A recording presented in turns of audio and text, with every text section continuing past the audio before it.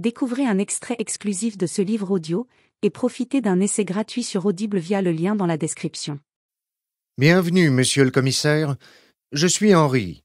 Je me tiendrai à votre disposition tout au long de votre séjour, en espérant pouvoir vous le rendre aussi agréable que possible. Quoique blanchi sous le harnais, l'homme qui patientait au pied des marches du perron portait beau. Impeccablement mis, il avait l'apparence altière de ces serviteurs façonnés dans la domesticité des maisons respectables. « Heureux de faire votre connaissance », répondit Louis Forestier, tandis que le majordome refermait la portière de la Delage qu'il avait acheminée depuis la gare. « Avez-vous fait bon voyage, monsieur ? Pour être honnête, j'avais hâte d'arriver. » Les trajets en train, Forestier les détestait. Le roulement lancinant des voitures lui donnait la nausée, et il était incapable de s'occuper autrement qu'en regardant les paysages défiler à travers la vitre du compartiment. La plupart des voyageurs trouvaient sans doute cette occupation charmante, mais Forestier n'était pas d'un naturel contemplatif.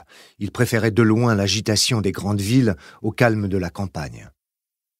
Le pays qu'il avait traversé, avec ses grands espaces plats ponctués de croupes boisées, ses champs de colza ou de blé, ses pâturages où paissaient tranquillement les vaches, n'avait eu pour effet que de le plonger peu à peu dans la déprime. Le temps était à l'image de son humeur. Un ciel gris pesait sur le domaine. Dans l'air planait une odeur de feuilles mortes et de terre mouillée. Alors que Patrice, le chauffeur, récupérait les bagages dans le coffre de la limousine, Forestier leva les yeux vers la façade qui se dressait devant lui. La maison aux 3 ormes. À ce nom, il s'était imaginé une gentilhommière ou quelque obscur manoir perdu dans la campagne rouennaise. Or, la demeure à Colombage était impressionnante. Haute, massive et solidement bâtie, quoique sans grande ambition architecturale. Elle reflétait de manière ostentatoire le rang et la fortune de son propriétaire. Ils entrèrent. Le hall était décoré de têtes d'animaux naturalisés et d'armes médiévales qui donnaient au lieu un aspect lugubre. Quelques photographies de famille étaient exposées sur un guéridon. Monsieur aurait aimé vous accueillir en personne, mais il est accaparé par certaines affaires qui ne pouvaient attendre. Ne vous inquiétez pas, Henri, je sais combien mon hôte est occupé. Je vais vous conduire à votre chambre. Peut-être aimeriez-vous vous reposer un peu. Forestier ne pit pas mot. Mais il n'avait aucune envie de rester enfermé entre 4 murs. L'épreuve du train lui avait suffi.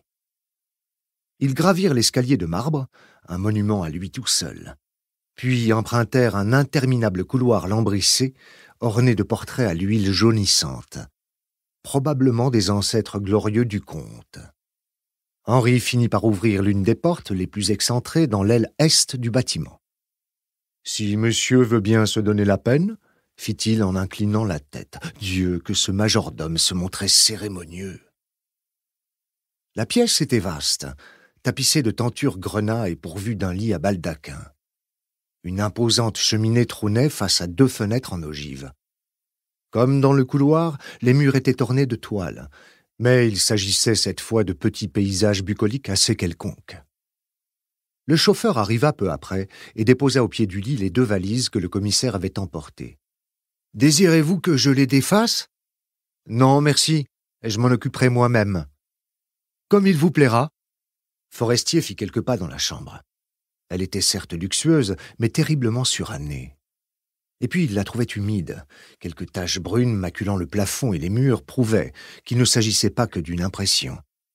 Et cette humidité froide et pénétrante, caractéristique de beaucoup de demeures normandes, lui fit craindre pour ses rhumatismes.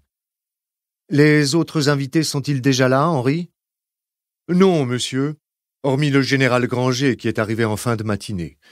Je crois d'ailleurs qu'il est en train de se promener dans le parc. » Forestier se trouvait justement près d'une fenêtre, et il distingua au loin une silhouette assise sur un banc, tout près d'un massif de fleurs. « Il me semble que c'est lui, là-bas. » Le domestique ne fit pas l'effort de se déplacer pour le vérifier par lui-même. « Sans doute, monsieur.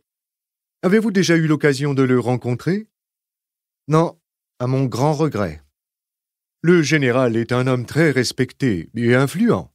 On dit qu'il aurait l'oreille du gouvernement sur certaines questions stratégiques. Vraiment?